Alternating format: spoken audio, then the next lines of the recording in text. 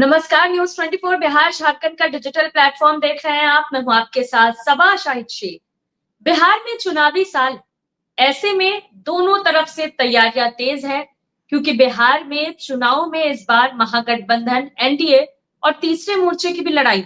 But अगर इन सब में बात महागठबंधन और एनडीए की करें, तो तैयारियों के साथ साथ सीटों को लेकर भी अब चर्चाएं होने लगी।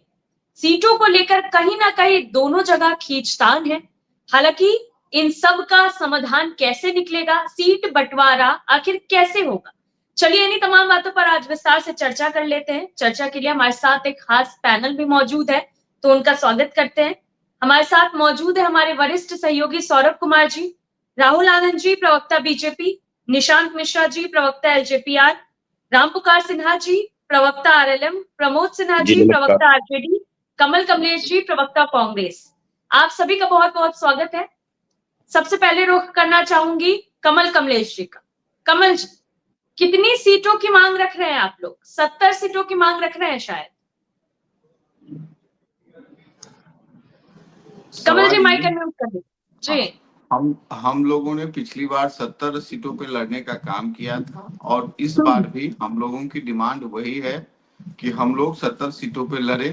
लेकिन इसमें कुछ है कि हम लोग जो मजबूत सीट है उस सीट पे हमारी दावेदारी होगी, तो ही हम जो है इसमें कुछ कॉम्प्रोमाइज करने के लिए भी तैयार है। जी सवाल।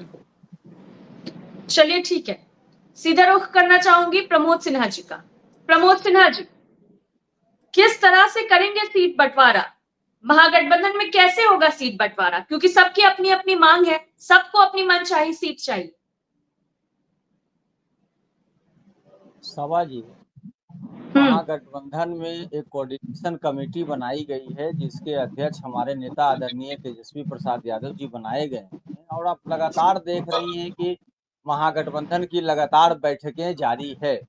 आपने पिछले दिनों देखा था महागठबंधन की चौथी बैठक की महत्वपूर्ण बैठक हुई थी और उसमें कई उप समितियां भी बनाई गई और उप समितियों के भी माध्यम से जब हम चुनाव में जा रहे हैं तो कई चीजें, चाहे मीडिया हो, प्रचार प्रसार कमेटी हो, चुनाव संबंधी जो बातें आएगी उसके लिए, तब हर चीज के लिए एक अलग अलग कमेटी का भी निर्माण किया गया है और उसमें महागठबंधन दल में जो शामिल दल हैं उनके तमाम नेताओं को उसमें शामिल किया गया है।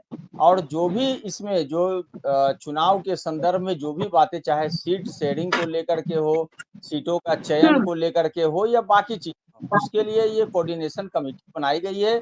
और कोऑर्डिनेशन कमेटी में ही दल जो है अपने बातों को वहां पे रखते हैं और रखने के बाद उन पर जो है विचार होता है। तो इसमें तो कहीं कोई दिक्कत परेशानी है नहीं। आपने देखा कितना स्मूथली जो है बातें हो रही थी। और जब चौथी जो मीटिंग हुई और उसमें वैसे जब आपने देखा था कि कांग्रेस के प्रदेश अध्यक्ष जब बाहर निकले थे, उन्होंने उनके चेहरे का उत्साह जो है देखते ही बनता था और उन्होंने स्पष्ट रूप से कहने का काम किया कि बहुत अच्छी मीटिंग हुई, कहीं कोई दिक्कत, कहीं कोई परेशानी नहीं है। तो हमारे यहाँ कहीं कोई दिक्कत, कोई परेशानी नहीं है। सारी चीजों को सहजता के साथ, सुगमता के साथ, आसानी से हम लोग जैसे कोई भी चीजें को मतलब उसको सुलझा लिया जाएगा, कहीं कोई दिक्कत ही नहीं है। जो भी मान लीजिए दल है वो अपनी बात को वहां पे रख रहे हैं। हर दल चाहते हैं कि हम ज्यादा सीटों पे लड़े, तो उसमें कोई दिक्कत थोड़ा है। लेकिन अब है कि जो 243 सीटें हैं उसी पर सभी को लड़ना है। और हमारे नेता आदरणीय तेजस्वी प्रसाद यादव जी ने भी कहा है, दूसरे अन्य घटक दलों ने भी कहा है जो महागठबंधन में शामिल है, कि हमारी महत्वपूर्ण जो है भूमिका होगी कि 243 सीटों पर हम इंटैक्ट होकर के मजबूती के साथ लड़ने का काम करें और 243 सीटों का जीतने का काम करें। और हमारे लिए आज जो महत्वपूर्ण है, सबसे महत्वपूर्ण जो चीजें हैं वो है बिहार और बिहार की जनता, बिहार की जनता की जन समस्याएं, बिहार की जनता के जन सरोकार के मुद्दे, उस पर हम लोग काम करने का काम कर रहे हैं। हमारे यहाँ कहीं कोई दिक्कत, कोई परेशानी नहीं है। दिक्कत और परेशानी कहाँ है? जो है एनडीए में है। आप देखिए पिछले दिनों चिराग पासवान जी ने कहा था कि हम 243 सीट पर लड़ने का काम करेंगे। बाकी चीजें आप उनकी जो बैठकें हुई, जो उनकी कमेटी की जो बैठक हुई, उसमें वर्तमान जो बिहार सरकार है उस पर उन्होंने कई आरोप लगाने का काम किया। उन्होंने तो प्रेस रिलीज जारी किया ना, उस प्रेस रिलीज में कई बातों का उसमें जिक्र है। तो ये सब चीजें हैं। जीतन राम मांझी जी का अलग सुर है, उपेंद्र कुशवाहा जी का अलग सुर है। तो कहीं ना कहीं जो ये एनडीए है, एनडीए में ये सब चीजें हैं। हमारे यहाँ कहीं कोई दिक्कत परेशानी नहीं है। सवाल। चलिए ठीक है प्रमोद सिन्हा जी, फिर आपका रुख करेंगे, सीधे रुख करना चाहूंगी निशांत मिश्रा जी का। निशांत जी, कैसे बनेगी सहमति, कितनी सीटों की मांग रख रहे हैं आप लोग? सबसे पहले तो मेरी आवाज आ रही है? जी जी आ रही है। सबसे पहले सभी को नमस्कार। देखिए सभा जी, जहाँ तक सीट शेयरिंग को लेकर है तो ये चीज अभी खैर चुनाव में भी थोड़ा टाइम है, वक्त है, और हमारे गठबंधन में आपने देखा होगा कि बहुत सहजता के साथ ये सारी चीजें हो जाती है। यहाँ पे सिर्फ फुटअव्वल वाला स्थिति नहीं है। हमारे गठबंधन में 5 दल हैं और पांचों दल का जो विजन है, जो सोच है, उसमें सीट शेयरिंग को लेकर कहीं कोई बात नहीं है। सारी पार्टी के शीर्ष नेतृत्व जब बैठेंगे, एनडीए की बैठक होगी, उसमें बहुत आसानी के साथ सीट शेयरिंग हो जाएगा। चलिए ठीक है, सीधे रुख करना चाहूंगी रामपुकार सिन्हा जी का। रामपुकार सिन्हा जी, कितनी सीटों की मांग रख रहे हैं आप लोग? सभा जी, हम लोग के एनडीए गठबंधन में सीट शेयरिंग के लिए कोई समस्या नहीं है। आज जिस विषय पर हम लोगों को बैठाए हैं आप न्यूज 24 बिहार झारखंड चैनल पर, तो ये आज का तो मुद्दा है कि भाई कांग्रेस बिहार में 70 सीटें मांग रही है राष्ट्रीय जनता दल से। मांगना भी उनका लाजमी है, जायज है, कारण कि कांग्रेस के जो बिहार के प्रभारी है कृष्णा अल्लावारू जी, और बिहार के प्रदेश अध्यक्ष है राजेश राम जी, और विधायक दल के नेता शकील अहमद खान साहब, ये तीनों आदमी राष्ट्रीय जनता दल के जो नेता प्रतिपक्ष है तेजस्वी प्रसाद यादव जी, उनके यहाँ गए तो पहले हमारे राजद के प्रवक्ता प्रमोद सिन्हा जी बतावे कि वह 70 सीट आप कांग्रेस को इस बार दे रहे हैं कि नहीं दे रहे हैं महागठबंधन में। भाई पहले कांग्रेस जो 2020 में लड़ी थी 70 सीट पर, उतना आप उनको दे रहे हैं कि नहीं दे रहे हैं? आज इस मुद्दा पर बहस है। हमारे एनडीए गठबंधन का जिस दिन आप बहस कराइएगा उस दिन मैं खुलकर बोलूंगा कि मुझे कितना सीट मिल रहा है, मैं कितना पर लड़ूंगा, और हमारी पार्टी 5 पार्टी हमारे एनडीए गठबंधन किस पार्टी को कितना मिलेगा, मैं खुलकर बोलूंगा। लेकिन आज जिस विषय पर हम बैठे हैं, आज जिस मुद्दा पर बैठे हैं, कि मुद्दा है कि बिहार के महागठबंधन में कांग्रेस को 70 सीटें राष्ट्रीय जनता दल दे रही है कि नहीं दे रही है। इसका जवाब तो भाई प्रमोद सिन्हा जी देंगे कि उनको 70 सीटें मिल रही है कि नहीं मिल रही है, मुकेश सहनी जी को मिल रहा है कि नहीं मिल रहा है। इसके अलावा भारतीय कम्युनिस्ट पार्टी है, मार्क्सवादी कम्युनिस्ट पार्टी है, भाकपा माले हैं, ये तमाम पार्टी को कितना दे रहे हैं। बिहार में बड़ी पार्टी है राष्ट्रीय जनता दल, तो कितना लोगों को एडजस्टमेंट कर रहे हैं, ये आज का विषय है। और आज के विषय में विशेष बात हम सौरभ भाई से भी सुनेंगे। आज जिस विषय पर बैठे हैं, महागठबंधन के बीच सीट शेयरिंग का मामला है, आज का विषय एनडीए गठबंधन के बीच सीट शेयरिंग का मामला नहीं है सभा जी। इसलिए जिस दिन आप बात कराइएगा। रामपुकार सिन्हा जी, अगर एक गठबंधन पर सवाल उठ रहा है तो सवाल उठना तो आप लोगों के पे भी लाजमी है, क्योंकि आप लोगों को भी मनचाही सीटें चाहिए। ऐसा तो नहीं है कि आप लोग कोई भी सीट मिलेगी या कम सीटों में भी एडजस्ट करने के लिए तैयार होंगे। सभा जी, हर गठबंधन में चाहे एनडीए हो या चाहे महागठबंधन हो, हर गठबंधन में हर पार्टी चाहता है कि हम अपने कार्यकर्ताओं को ज्यादा से ज्यादा लड़ावे, चुनाव लड़ावे, चुनाव जीत कर आए। हर पार्टी में है। देखिए यहाँ एनडीए और महागठबंधन की बात नहीं है, यहाँ हर पार्टी में होता है। हर कार्यकर्ता चाहता है कि ज्यादा से ज्यादा सीट पर चुनाव लड़े, ज्यादा से ज्यादा विधायक बनकर आवे, हर पार्टी का अपना अधिपत्य हो बिहार में, उस मुद्दा पर है। लेकिन आज का जो मुद्दा है कि राष्ट्रीय जनता दल। रामपुकार जी, एक छोटा सा मेरा सवाल है, फिर बाद में हम बात करेंगे। जी सौरभ भाई, हम ये कह रहे थे कि आपकी जो पहली रैली हुई थी, मेरे ख्याल से मुजफ्फरपुर में हुई थी, तारीख नहीं, पहली रैली विक्रमगंज में हुई थी, शाहाबाद क्षेत्र में भैया। 25 काफी पहले, हाँ 25 मई को हुई थी।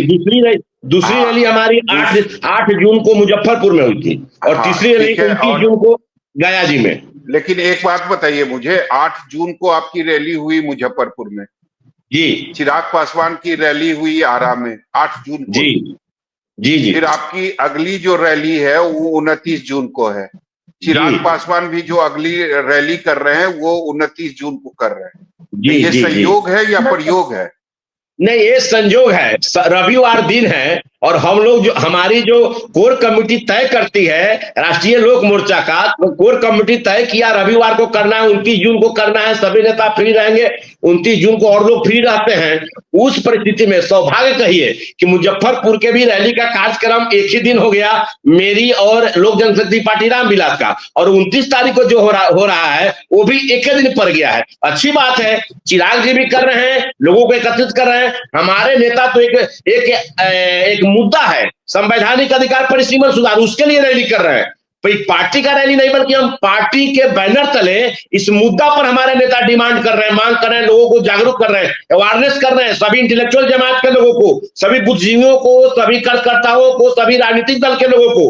कोई गठबंधन नहीं, सभी लोग तैयार रहिए। अगर 40 सीट आज बिहार में है लोकसभा का, अगर 60 हो जाएगा तो हर पार्टी को, कार्यकर्ताओं को अधिकार मिलेगा। इसके लिए रैली हो रहा है। संजोग कहिए कि एक दिन डेट पड़ रहा है, इसलिए इसको हम लोग संजोग कहें, कोई प्लानिंग के तहत सौरभ भाई ये बात नहीं है। लेकिन जो कुछ भी हो रहा है तो अवेयरनेस के लिए हो रहा है, मजबूती के लिए हो रहा है, और पूरी तरह से हम लोग लगे हैं। तो आज का जो विषय है उस विषय पर हम लोग ज्यादा चर्चा करेंगे तो अच्छा होगा कि राष्ट्रीय जनता दल के प्रवक्ता बताएं। मन में आया था तो इसीलिए मैंने बीच में सवाल नहीं सौरभ भैया जी, एकदम बहुत बढ़िया जी। चलिए ठीक है, सीधा रुख करना चाहूंगी राहुल आनंद जी का। राहुल जी, एनडीए में कैसे बात बनेगी सीटों को लेकर? सभा जी, सबसे पहले तो आपने जो विषय रखा है वो आज का जो विषय है वो निश्चित तौर पे महागठबंधन को लेकर है। तो निश्चित तौर पर अगर महागठबंधन के विषय में अगर कुछ बात कहूं तो मुझे लगता है कि एक गाना था हिंदी फिल्म का, कांग्रेस के विषय पे अगर बात करें तो वो यही था, ये उसका स्टाइल होगा, होठों पे ना दिल में हाँ होगा, आज नहीं तो कल बोलेगी, तो इतना टेंशन काहे को लेता है। ये आरजेडी के लिए है, ठीक।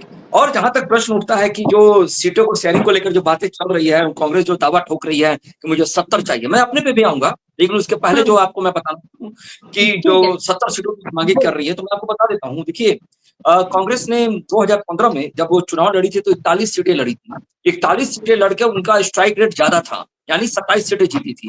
लेकिन 2015 की अगर हम, माफ कीजिएगा, 2020 की अगर हम बात करें तो 243 में जब वो 70 सीटें लड़ी तो जाहिर तौर पे उनको 19 सीटें मिली, जिसकी वजह से उनका स्ट्राइक रेट बहुत घटा और मुख्यमंत्री जो बनने का जो सपना था तेजस्वी यादव जी का, वो पूरा नहीं हो पाया। और इसके लिए कहीं ना कहीं वो कांग्रेस को जिम्मेदार मानते हैं और कांग्रेस ने उनको हताशा और परेशान किया। और मैंने जो एक लाइन बोला, जो गाने का जो मैंने एक लाइन बोला, वो मैंने इसलिए बोला क्योंकि आज ये कांग्रेस अब इस चीज को कर रही है, क्योंकि दिल्ली में उन्होंने किया था अरविंद केजरीवाल जी के विषय में, यहाँ पे भी वो कर रही है, करेगी, क्योंकि हारे हुए घोड़े पे कोई जल्दी बेट नहीं लगाना चाहता है। और जहां तक प्रश्न उठता है कांग्रेस का क्या आरजेडी का आपसी तालमेल का, तो मैं आपको बता दूं कि आरजेडी कभी नहीं चाहेगी कि भविष्य की राजनीति के लिए कांग्रेस कभी मजबूत खड़ी हो, क्योंकि अक्सर कांग्रेसियों ने इस बात को ही कहा है कि हमें वो सारी सीटें दे दी गई जो हम हारने वाले थे, जो हमारा था ही नहीं। ये इस तरह का अक्सर डिबेट में लोग चर्चा करते रहते हैं, यानी वो अपने हार का जिम्मेदारी खुद नहीं लेते हैं, अपनी हार का जिम्मेदारी वो कहीं ना कहीं आरजेडी के ही ऊपर फोड़ रहे हैं। इससे ये साबित हो जाएगा आने वाले समय में, दर दर क्लियर हो जाएगी कि अगर वो नहीं मानेंगे तो मैंने जो लफ्ज गाया है बिल्कुल उसी हिसाब से होगा। और जहां तक एनडीए के कार्यकाल का सवाल है और एनडीए के शासन व्यवस्था की बात कर ले, एनडीए में सीट शेयरिंग की बात कर ले, तो मैं अक्सर इस बात को कहता आया हूं कि चले थे साथ मिलकर, चलेंगे साथ लेकर, हमें दूर तक चलना है। और मैं आपको बता देता हूं, जो विकास की विचारधारा को लेकर जो लोग चले हैं और जो सीटों की मांगे होती है, अभी थोड़ी देर पहले चिराग पासवान जी के लेटर के बारे में कहा गया और ये भी चर्चा की कि 243 लड़ेंगे। देखिए, हर पार्टियां अपने आप को वो तैयार निश्चित तौर पे करती हैं कि हम अपने लिए कितने कैपेबल हैं, लेकिन जब हम अनुशासन की जब बात करते हैं और जब हम कोर कमेटी के सदस्यों की बात करेंगे तो निश्चित तौर पे, चाहे वो चिराग पासवान जी हो, चाहे वो मांझी जी हो, चाहे वो उपेंद्र कुशवाहा जी हो, चाहे अन्य घटक दल हो हमारा, उन सब लोगों को एक प्लेटफॉर्म पे एक ही बात माननी पड़ेगी, क्योंकि अब तक हमने इसका संदेश दिया है और पिछले 3-4 महीने से यह संदेश लगातार दे रहे हैं, प्रेस कॉन्फ्रेंस संयुक्त स्थिति में कर कर। चलिए ठीक है राहुल आनंद जी, फिर आपका रुख करेंगे, सीधे रुख करना चाहूंगी हमारे वरिष्ठ सहयोगी सौरभ जी का। सौरभ जी, चाहे महागठबंधन हो या एनडीए हो, दोनों ने अपना अपना स्टैंड साफ कर दिया है, लेकिन अंदर खाने कहीं ना कहीं दोनों में सीटों को लेकर खींचतान चल रहा है, तो ये चर्चा कहां तक पहुंची है? ये बिल्कुल सीट शेयरिंग को लेकर मुझे लगता है कि महागठबंधन में बातचीत शुरू हो गई है, लेकिन अभी तक एनडीए में बातचीत भी शुरू नहीं हुई।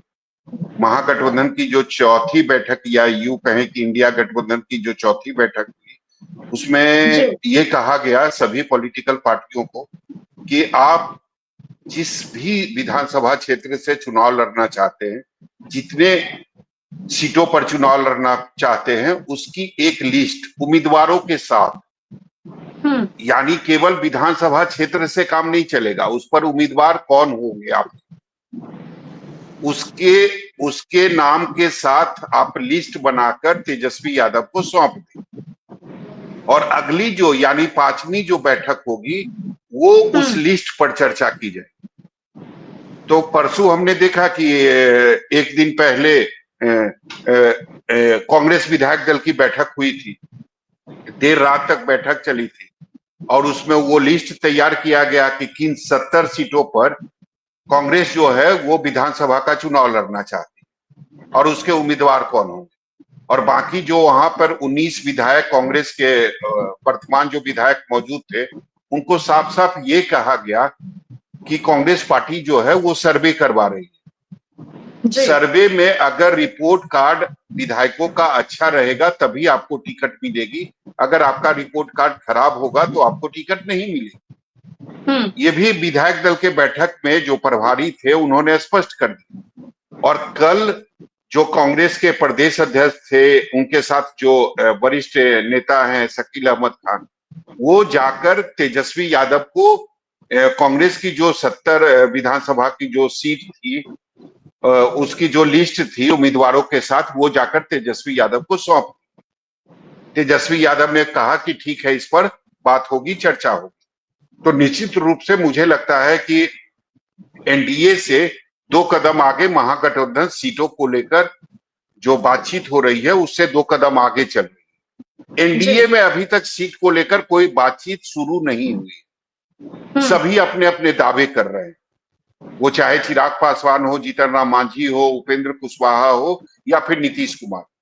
नीतीश कुमार की माने तो उनका कहना है कि 115 सीटों पर हम चुनाव लड़ेंगे, क्योंकि बाकी जो भी घटक दल है उनका गठबंधन मेरे साथ नहीं है, यानी उपेंद्र कुशवाहा का गठबंधन बीजेपी से है, चिराग पासवान का गठबंधन बीजेपी से है, जीतन राम मांझी का गठबंधन बीजेपी से है। तो 115 सीटों पर हम चुनाव लड़ेंगे, बाकी जो सीटें बचेगी उसमें बीजेपी को तय करना है कि वो किसको कितनी सीटें देती है। चिराग पासवान दावा कर रहे हैं कि कम से कम हम 40 सीटों पर चुनाव लड़ेंगे।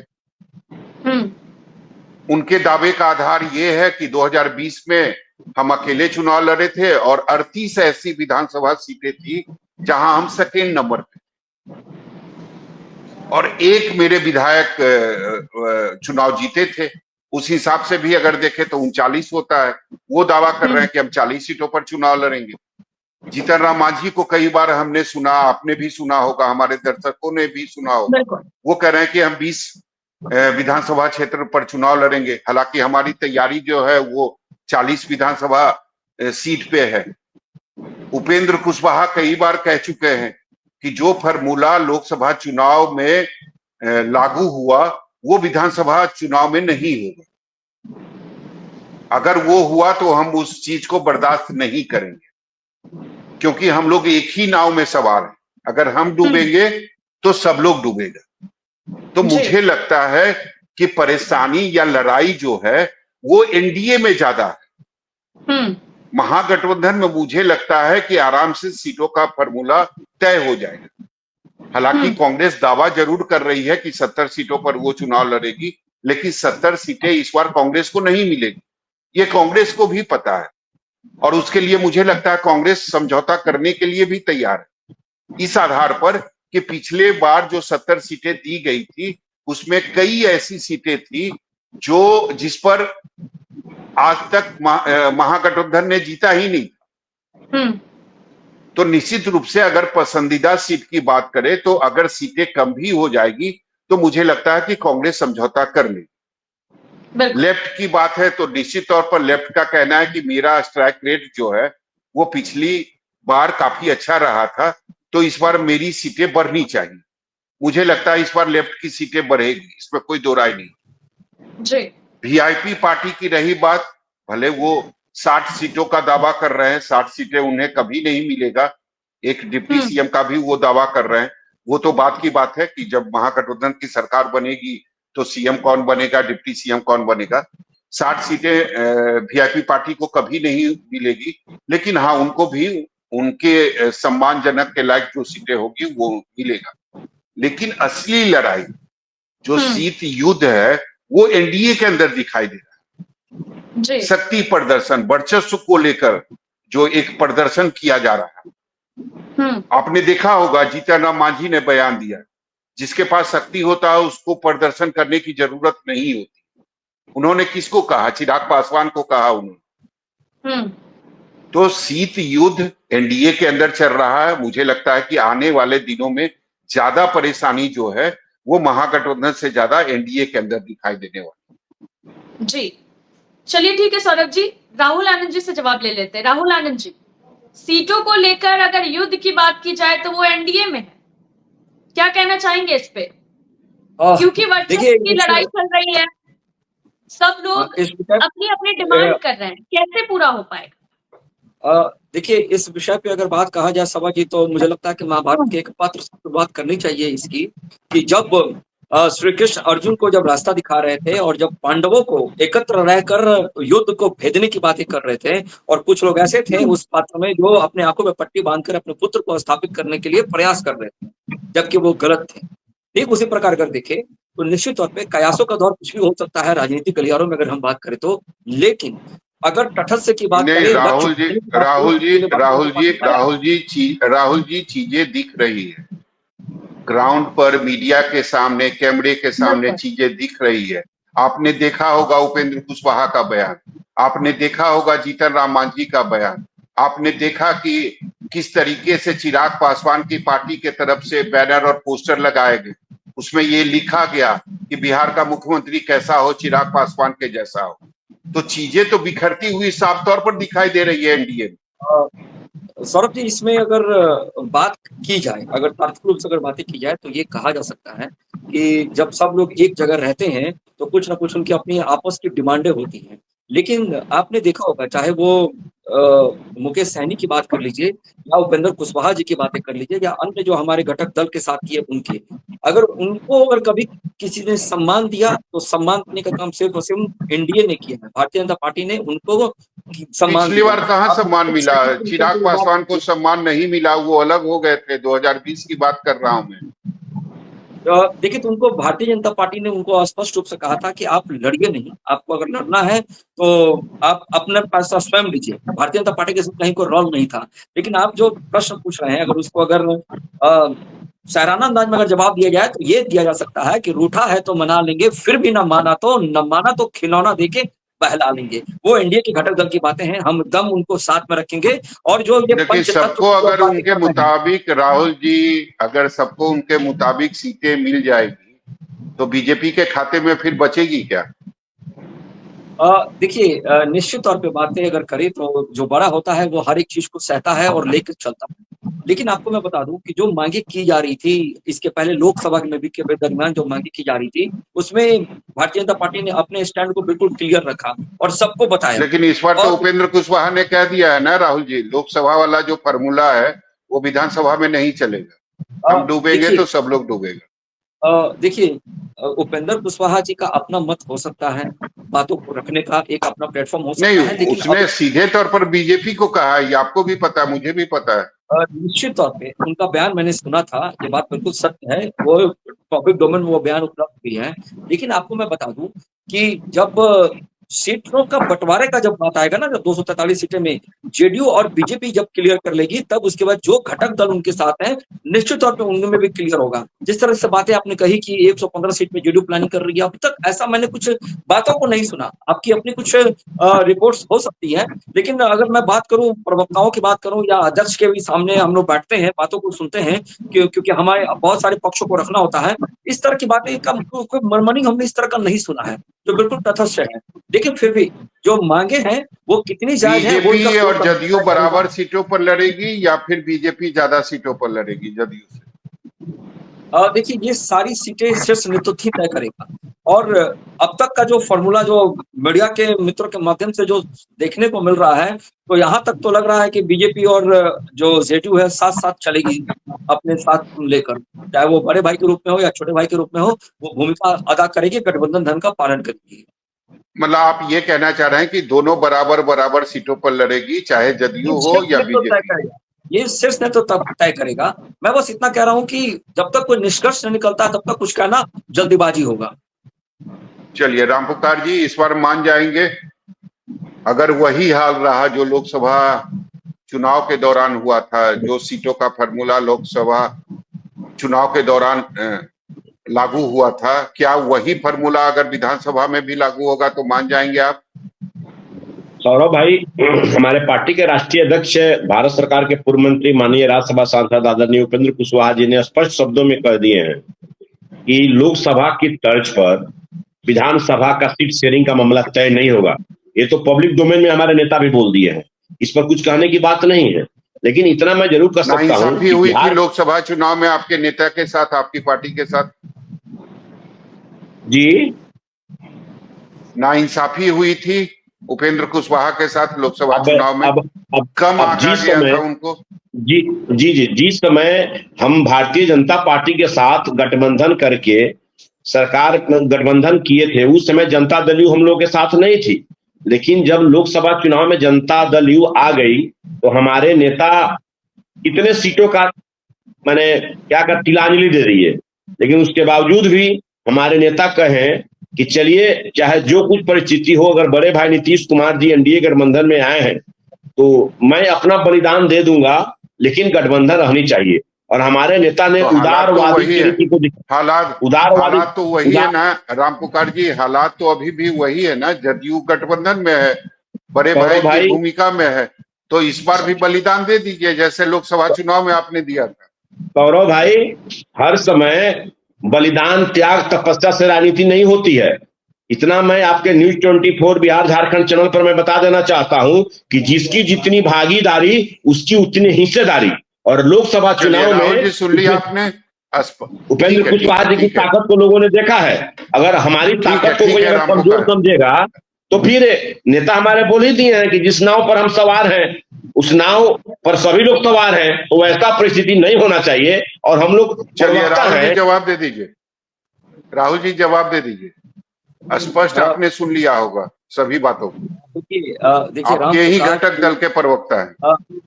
रामपुकार जी एक वरिष्ठ नेता है, उनका सम्मान है, लेकिन मैं आपको बार बार कह रहा हूँ इस बात को कि कोर कमेटी इस चीज का डिसीजन लेगी। हमारे बोलने से और रामपुकार जी के कहने से यहाँ सीटें तय नहीं होती हैं कि क्या होना है। जो शीर्ष नेतृत्व तय करेगा सबके लिए मान्य होगा, मेरा बस यही कहना। चलिए प्रमोद जी बताइए मुझे, ये बार बार जो दावा किया जा रहा है वीआईपी पार्टी के तरफ से, मुकेश सहनी के तरफ से कि 60 सीटों की हमारी मांग और प्लस डिप्टी सीएम का पोस्ट देंगे। पहले ही उद्बोधन में कहने का काम किया कि हमारा जो कोऑर्डिनेशन कमेटी है उसकी चौथी बैठक हो चुकी है और दिन प्रतिदिन जो है प्रगति की ओर अग्रसर हैं हम लोग। और जल्द ही सारी चीजों का प्रत्येक जो दल जो महागठबंधन में है उनकी जो आकांक्षा है वो अपनी बातों को उस बैठक में वो कहने का काम कर रहे हैं। और इसीलिए तो कोऑर्डिनेशन कमेटी बनाया गया है, उसके चेयरमैन आदरणीय तेजस्वी प्रसाद यादव। लेकिन 2020 तो सबको याद है ना प्रमोद जी, 2020 सबको याद है किस तरीके से अचानक मुकेश सहनी आप लोगों का साथ छोड़कर चले गए थे और आरोप भी लगाया था उन्होंने कि पीठ में खंजर घोंपने का काम किया है तेजस्वी यादव। सौरभ जी 2000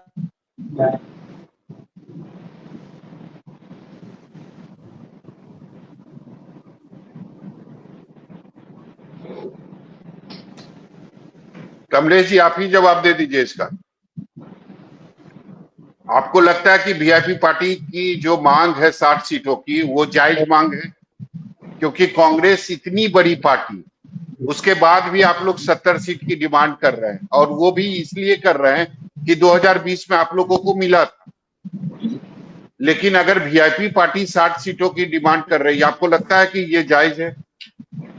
सौरभ जी, हर एक पार्टी को अपनी डिमांड रखने का यहाँ पे पूरा अधिकार है।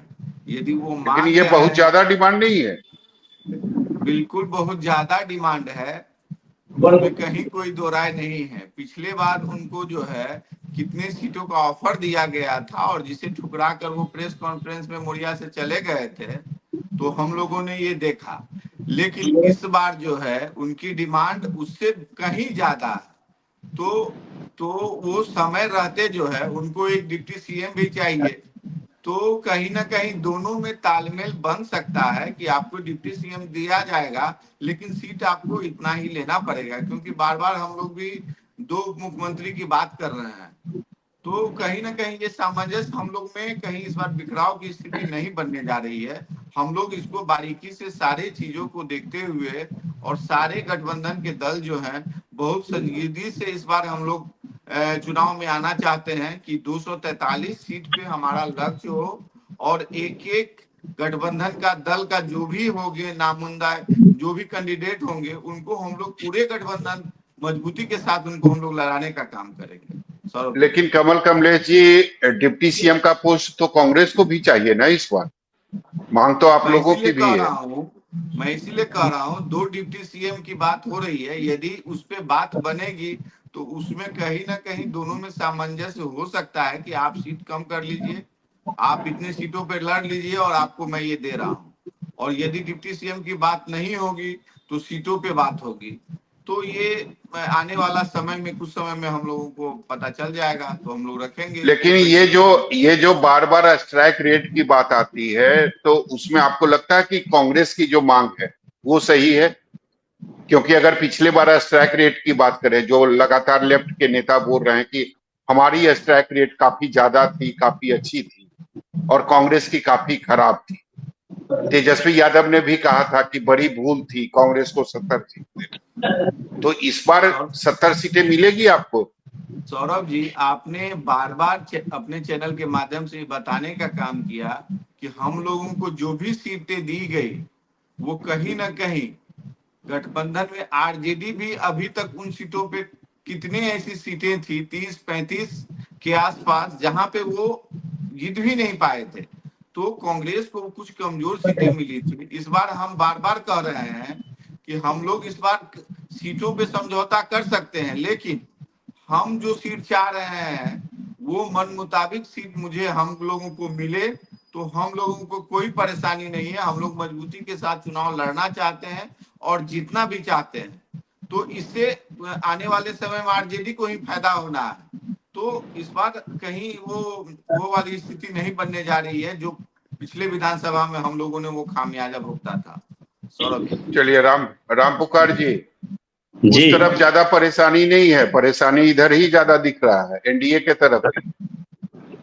एनडीए के तरफ मिला जुला कर ऑल इज वेल है। हम लोग को जो स्थिति परिस्थिति देख रहे हैं, हम लोग इतना विश्वास जरूर कर सकते हैं कि हम लोग 5 पार्टी है बिहार में और पांचों पार्टी सामंजस्य के साथ एनडीए चुनाव लड़ेंगे और हम थोड़ा लोग सा एक समीकरण बता दीजिए राम पुकार जी, जी थोड़ा एक जी समीकरण बता दीजिए।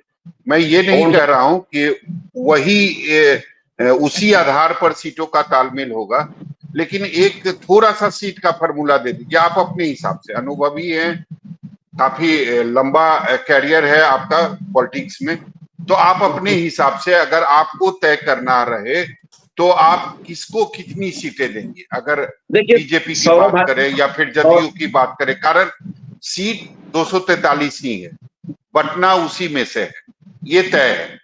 तो आपके सौरभ भाई हिसाब से क्या फॉर्मूला होना चाहिए? देखिए सौरभ भाई मैं पार्टी की हम बात लोग नहीं कर रहा हूं, मैं आपकी बात कर रहा हूं। जी जी देखिए सौरभ भाई, हम लोग एनडीए गठबंधन में 5 पार्टी है। 2 पार्टी बड़ी पार्टी है, जनता दल यू जिसके मुखिया हैं बिहार के मुख्यमंत्री नीतीश कुमार जी, नेचुरली है वो चाहेंगे कि हमें ज्यादा सीट मिले।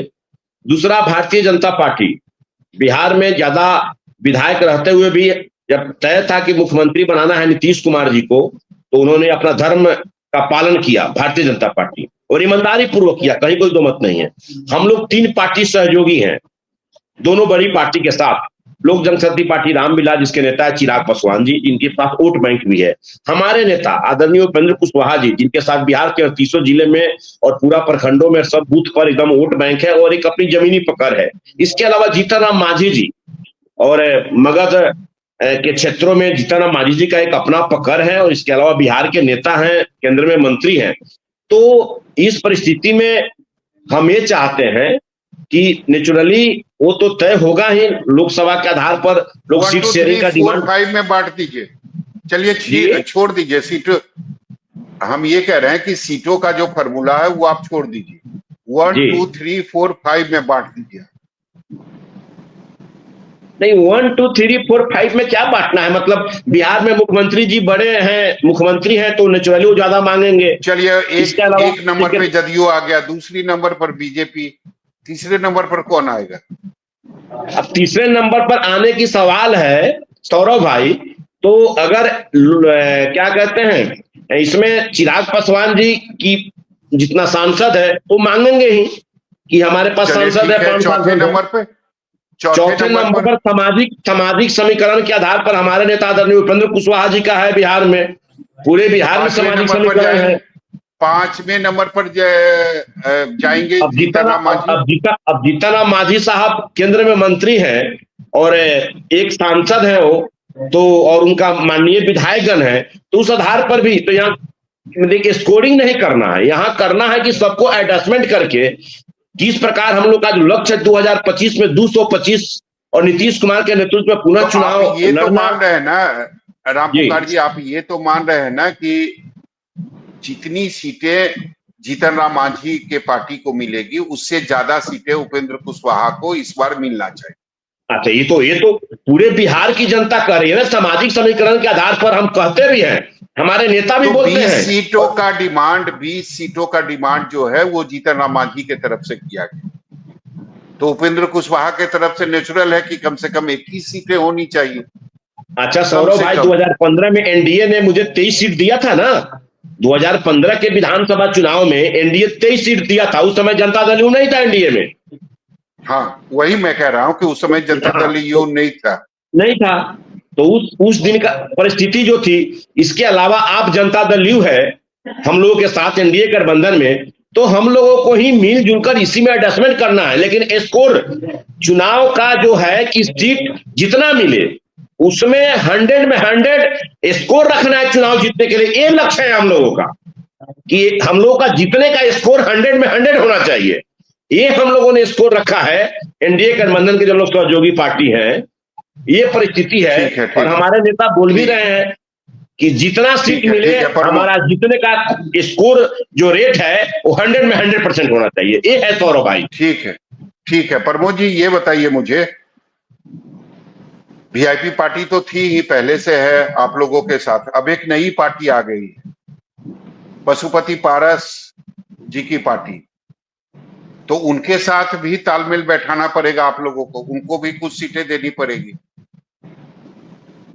देखिए सौरभ जी, जो शीर्ष नेतृत्व है महागठबंधन में शामिल जो दल हैं और उनके जो शीर्ष नेतृत्व हैं, वो फैसला लेते हैं कि महागठबंधन में कौन और दूसरे दल आते हैं, उनको साथ लेना है, कैसे आगे बढ़ना है। और जो सीटों के बंटवारा को लेकर के मैंने पहले ही कह दिया कि ये कोऑर्डिनेशन कमेटी में सब चीजें तय होगी, आसानी से होगी।